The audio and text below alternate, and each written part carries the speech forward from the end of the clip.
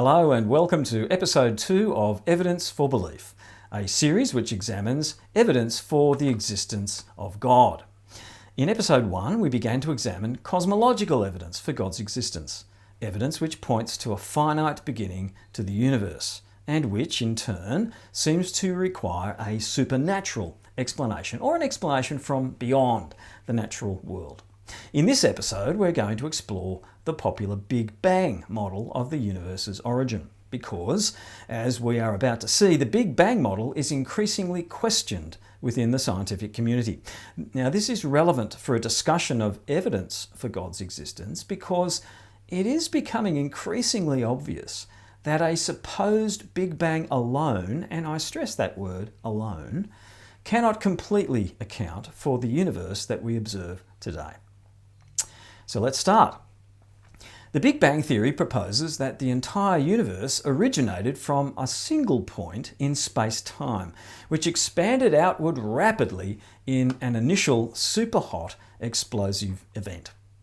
English astronomer Fred Hoyle is credited with coining the term Big Bang during a talk for a March 1949 BBC radio broadcast when he referred to the hypothesis that all the matter in the universe was created in one Big Bang at a particular time in the remote past. In recent decades, however, some serious doubts have been cast upon the veracity of a supposed Big Bang as an explanation of the universe's origin. One of the major problems is explaining how such an explosive event could account for the formation of galaxies and clusters of galaxies, which we observe throughout the universe today. If a Big Bang created the universe, it should have resulted in a fairly uniform dispersal of matter throughout the universe. But this is not what we see.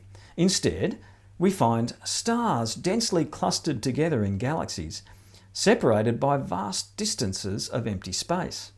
And no computer models of a supposed Big Bang can show how these clusters of stars could possibly have formed.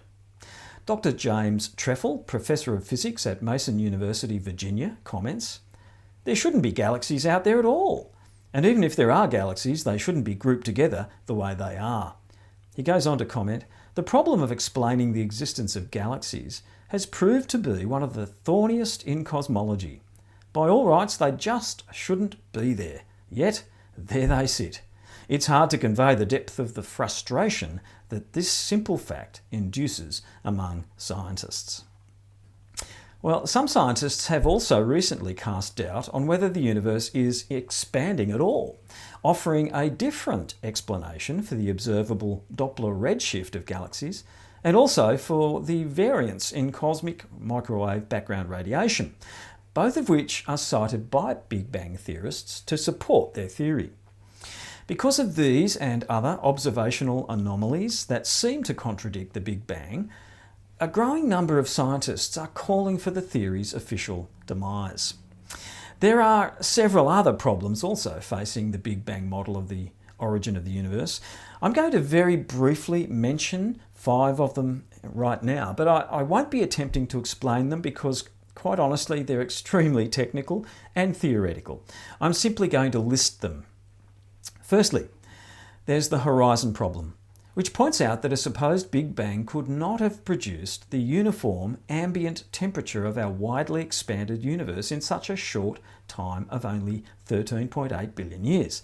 In other words, the far reaches of our universe could not have been in initial thermal contact with each other in such a short period of time.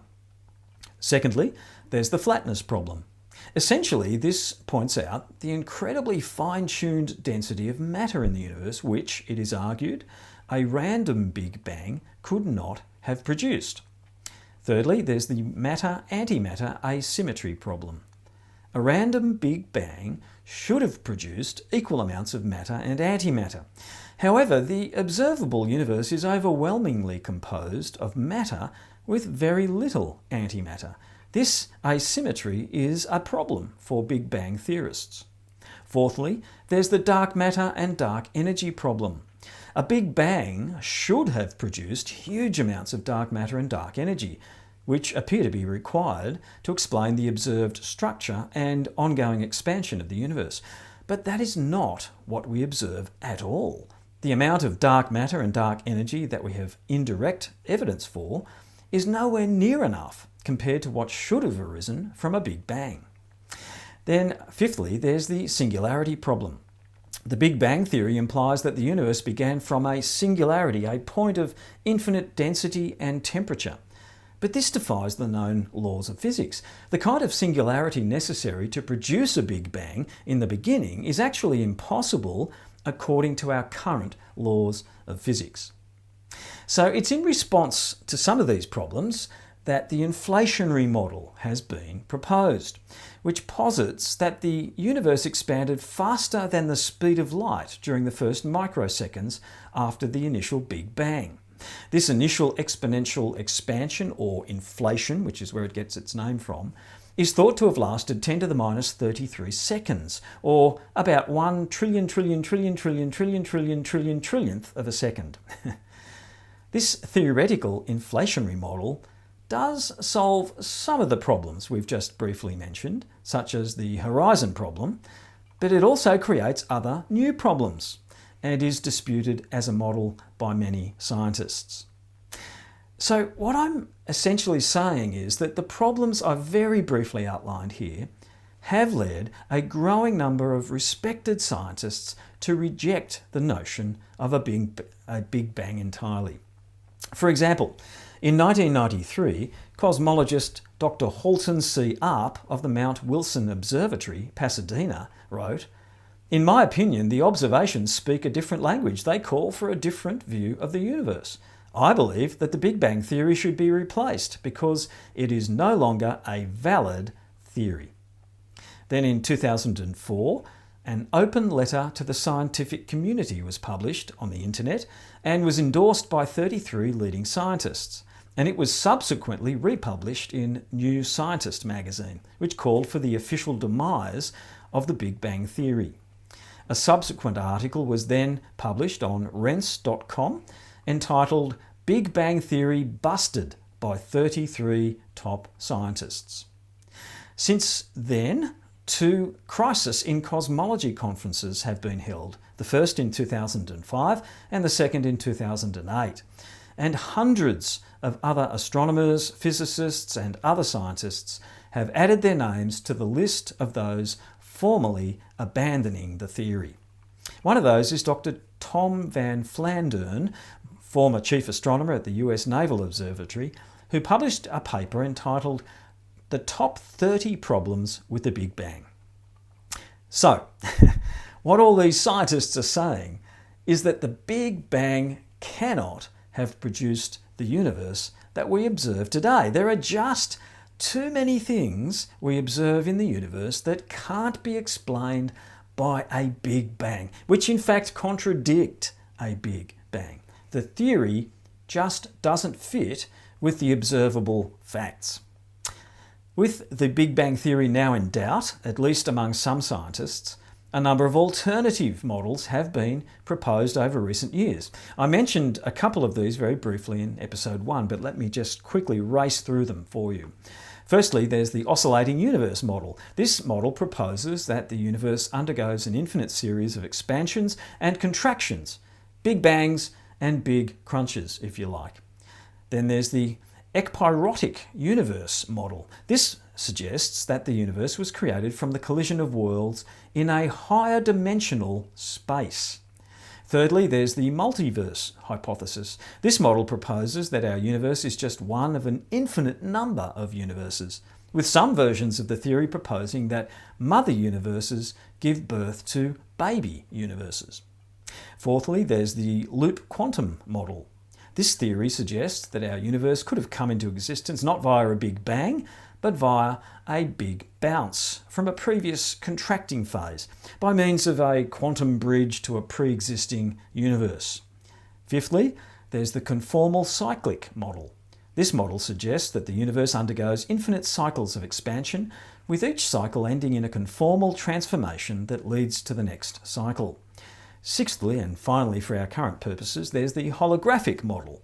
This model suggests that the entire universe could merely be a two-dimensional information structure painted on the cosmological horizon, with the three-dimensional world being a projection of this information. Well, how are you going? Are you confused yet? I confess I am. What I want you to notice, though, is that all these models are hugely speculative. Each of them is entirely based on imagined forces and processes that have never been observed. Never. In fact, because of that, they can't really be called scientific theories at all, because science, real science, as opposed to pseudoscience, is based upon examination of evidence that is observable, measurable, and repeatable. That, in fact, is the fundamental basis of all scientific methodology. But these theories that we've very briefly mentioned in this episode don't meet any of that criteria. They are simply exercises in imaginative, wishful thinking rather than real science studying observable phenomena.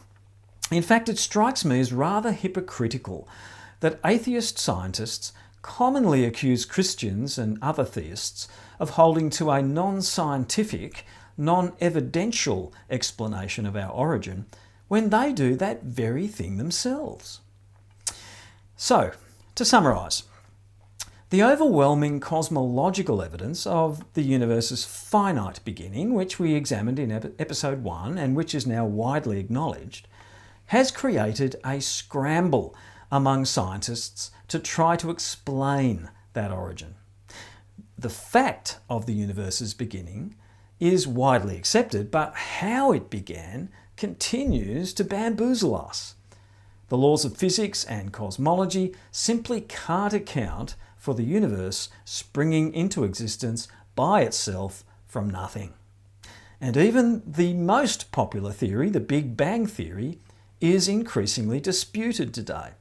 Not only is it unable to explain where the stuff came from that went bang in the first place, it also doesn't adequately explain the current observable structure and behaviour of the universe. So we now understand that a Big Bang alone, and I stress that word alone, cannot have created the universe that we observe today. What the current evidence is telling us is that if there was a Big Bang, and it's still possible that there was, something else clearly had to have been at work along with it, forming and shaping the universe at the beginning of time to account for the structure and behaviour of the universe that we can observe today. Now, this is a very important point. I'm not saying that the Big Bang didn't happen. There may have been a super hot, explosive, creative event at the moment of the universe's birth. And there are many scientists who are still convinced that it did occur. They posit that the overwhelming weight of evidence still does point towards a Big Bang. But the key point here is that a purely random explosive event could not by itself have brought about the ordered, structured universe that we see today. Something beyond that random explosive process had to have been at work, in conjunction possibly with a Big Bang. There is a missing ingredient here, you see. Some kind of powerful, intelligent, guiding, organising force that brought order from the chaos. This missing X factor fits perfectly with the Christian worldview of an all-powerful creator God. Now, let me pause there because, of course, it's at this very point that skeptics accuse Christians of inventing a God of the gaps. They say that we are proposing that God must have done it simply because we don't yet understand how it happened scientifically. They say we are essentially chucking God into the puzzle to fill in the gap in our knowledge, to cover up for our ignorance. But one day, science will discover how the universe came into existence from natural causes. Well, there are two problems with this counter-argument that's often proposed by skeptics. Firstly, those who accuse Christians of doing this are doing exactly the same thing. But instead of plugging the gap with God, they are plugging the gap with future science. They are effectively saying, we don't know how the universe was created, but future science will come to our rescue one day. And we place our faith in future science. So atheists are in fact doing exactly the same thing that they accuse creationists of. The second problem with their argument is that belief in a creator God is in fact not being introduced arbitrarily here, out of the blue, as it were. The evidence, both scientific and philosophical, actually points us towards a creator. And there's a whole lot more evidence that I will share with you in the ensuing episodes in this series. But even if we just consider this one area of cosmological evidence that we've examined to this point, a logical and common sense consideration of the issues of ultimate causation actually requires a supernatural explanation. A supernatural explanation for the origin of the universe, in fact, appears to be inevitable. Whatever natural explanations that science proposes or might propose in the future, whether they be quantum forces, fluctuations in a quantum vacuum, dark energy fluctuations, pre-existing non-materialistic processes, whatever they may be, they all ultimately require a cause themselves. And whatever caused them requires an explanation of its cause. And so you are left with an infinite regression of causes. Now, in the next episode, we are going to examine the concept of infinity. And we'll see that it doesn't actually work in the real world. You can't have an infinite regression of causes or events. But leaving that philosophical issue aside for the moment, the scientific search for a natural cause for the natural world is doomed to failure for one very simple reason, and that is that nature can't create itself. It's like trying to lift yourself up off the ground by pulling on your own bootlaces. And when scientists speculate about possible natural forces or energies that might have combined to create our physical universe, they are still talking about nature. And no matter how many steps back they go in that causative chain, the question still remains, where did those forces or those energies or those processes come from? What or who made them? Stephen C. Meyer, the author of The Return of the God Hypothesis, was recently interviewed by Piers Morgan in his program Piers Morgan Uncensored. And during the interview, he said this: "At the point where matter, space and time begin to exist, the materialist is really up against a huge conundrum, because prior to the origin of matter, there is no matter to do the causing. That's what we mean by the origin of matter. That's where it starts. And so if you want to invoke a cause which is sufficient to explain the origin of matter, you can't invoke matter. Materialistic explanations are, in principle, insufficient. You need to invoke something which is external to the material universe and is not bound by time and space as well. And that starts to paint a picture of the kind of cause you would need that has the attributes that are traditionally associated with God." It's a really good point. Logic dictates that only something beyond nature, something outside nature, something or someone supernatural could have created nature, because nature cannot have created itself. So my point is that for the Christian, the concept of a creator God is not merely a convenient God of the gaps, filling in for our temporary ignorance, because it's the only logical explanation and conclusion that the evidence is pointing us toward. Belief in a creator is not a convenient filler to compensate for our lack of scientific thinking. It's the logical conclusion of that scientific thinking and evidence. And any other explanation for the universe that involves the proposal of supposedly natural causes is ultimately self-defeating and illogical.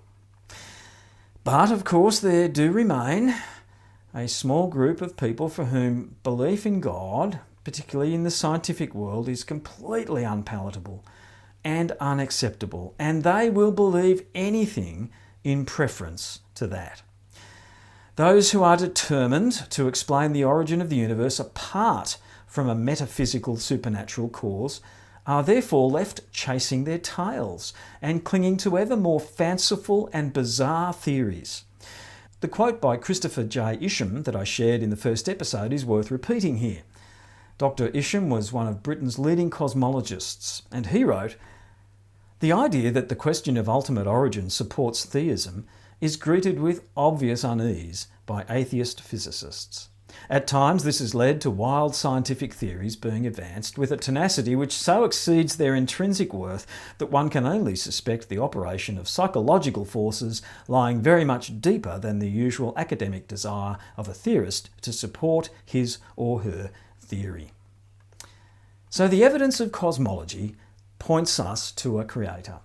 And any attempt to explain the universe apart from a creator inevitably leads to a breakdown in logic and does not solve the problem of ultimate causation. Genesis 1:1 is actually the best explanation for the origin of the universe. It fits the scientific evidence perfectly. In the beginning, God created the heavens and the earth. In the next episode, we're going to explore a couple of lesser known but equally compelling arguments for the universe having a beginning and therefore having a cause outside of itself. And as you'll see, these arguments centre around the impossibility of infinity as a real number in the physical universe. For more information on any of these topics, you can check out my books, which are available on my website, smartfaith.net, where you can also subscribe to my weekly blog. Thanks for watching episode 2. Please check out episode 3, and in the meantime, have a great day.